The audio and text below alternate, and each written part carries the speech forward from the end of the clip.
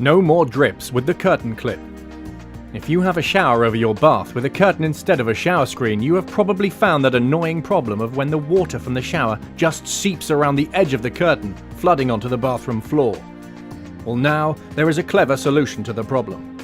Curtain clip is a simple device that can be easily fitted to your bath to hold your shower curtain in place whilst you are showering. The curtain clip can be used on either side of your bath, at the end against the wall. Take the curtain clip body and stick the adhesive pads to the base of the product, then position it in place so that the magnets on the body face into the bath, and use the adhesive pads to secure it. Carefully apply silicone sealant around the edge of the curtain clip to make a watertight seal between the curtain clip, the top of the bath, and the wall.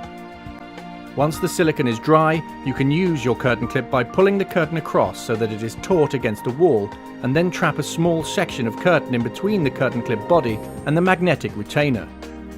Not only does this stop water leaking around the edge of the curtain, it also stops the curtain clinging to you whilst you are in the shower. And when you have finished, just remove the magnetic retainer to release the curtain.